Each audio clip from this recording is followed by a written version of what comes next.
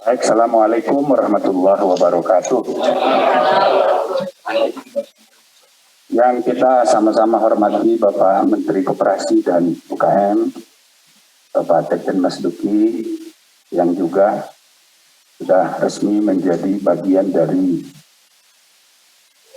keluarga besar Inkopontren. Mudah-mudahan kita doakan mulai hari ini lebih sering ke pondok pesantren. Yang kita hormati juga Bapak Menteri Pariwisata dan Industri Kreatif yang saya rasa hadir secara daring.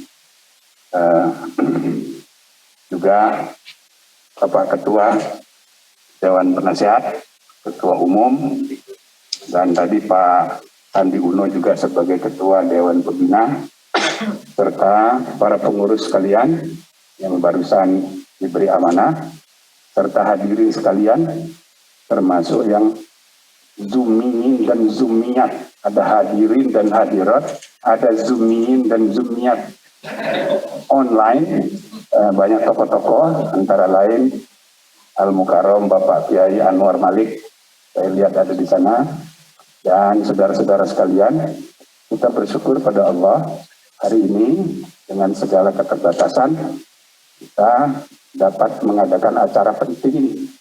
Insya Allah membuat sejarah, pengurus Inkopontren baru, begitu juga dengan pengawas, periode sampai 2026, artinya periode sesudah pemilu. Dan dengan segala akibatnya, ini akan berkhidmat insya Allah selama 5 tahun ke depan sesudah adanya kebijakan baru Undang-Undang Cipta Kerja yang di dalam ketentuan undang-undang itu, bagaimana nanti mungkin akan kita dengarkan dari Pak Menteri, itu banyak kebijakan-kebijakan baru yang sengaja diarahkan, termasuk salah satunya masa depan arah perkembangan koperasi di negeri kita ini, kemana menujunya dan kemana arahnya, itu bisa kita manfaatkan untuk merevitalisasi gerakan koperasi. Nah, lebih khusus lagi ialah koperasi di lingkungan pondok pesantren. Saudara-saudara, pondok pesantren bukan hanya lembaga pendidikan biasa. Di dalamnya ada komunitas, ada kiai, ada masjid, ada boarding house atau asrama santri. Tapi yang lebih penting lagi, ada komunitas di sekitarnya. Itu yang membedakan pondok pesantren dengan sekolah biasa. Oleh karena itu, sudah saatnya kita memperkembangkan peran dari pondok pesantren ke depan untuk juga ikut terlibat di dalam community development dan business development di lingkungan masyarakat luas. Apalagi saudara-saudara, klaster atau tingkat jumlah entrepreneur kita tergolong masih sangat rendah. Sudah sekian puluh tahun kita berhasil mengembangkan ekonomi syariah, keuangan syariah. Alhamdulillah 30 tahun terakhir sukses. Tapi jumlah pelaku usahanya nggak nambah. Hanya polisinya yang dulu setengah mati memperkenalkan ekonomi dan keuangan syariah itu. Saya ketua panitia tahun 89. Susah sekali memperkenalkannya. Banyak tokoh-tokoh yang marah-marah. Masa bunga bank diharamkan? Begitu. Maka kami merumuskan kebijakan di MUI waktu itu sangat netral. Segolongan umat berpendapat bunga bank itu haram. Tapi segolongan umat berpendapat bunga bank itu halal. Bagi golongan umat yang berpendapat bunga bank itu halal, sudah ada bank yang melayani kebutuhan mereka. Tapi bagi golongan umat Islam yang berpendapat bunga bank itu haram, belum ada bank. Maka Majelis Ulama Lokakarya Bunga Bank merekomendasikan pada pemerintah dibentuknya bank berdasarkan prinsip syariah. Netral sekali, moderat sekali. Nah, alhamdulillah sekarang dengan susah payah 30 tahun kebijakan ekonomi syariah Ini bahkan KNKS berubah menjadi KNKES, dipimpin langsung oleh Presiden. Dan ketua hariannya langsung wakil Presiden. Masyarakat ekonomi syariah dipimpin oleh Menteri.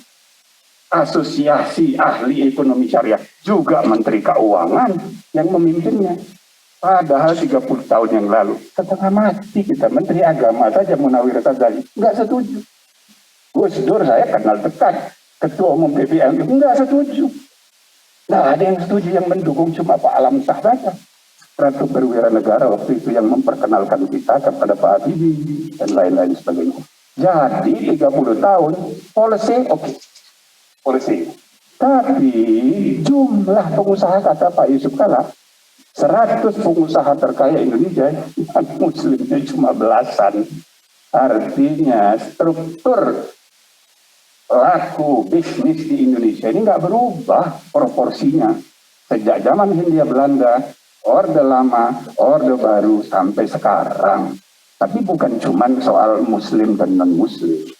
Tapi proporsionalitas kependudukan dan ya peran dari pelaku bisnis itu sangat menentukan bagi kemajuan peradaban bangsa di masa depan.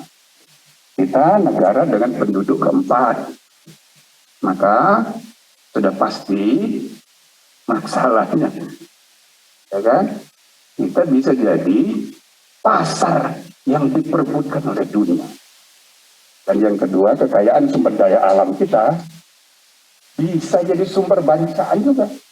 Tatkala penduduk kita ini hanya jadi penonton, atau paling hebat itu hanya menjadi buruh, tidak menjadi pelaku bisnis, pemilik, Masya Allah, tidak akan ada kemajuan peradaban yang signifikan dalam jangka panjang. Maka saudara-saudara sekalian, mari kita manfaatkan momentum undang-undang Cipta Kerja.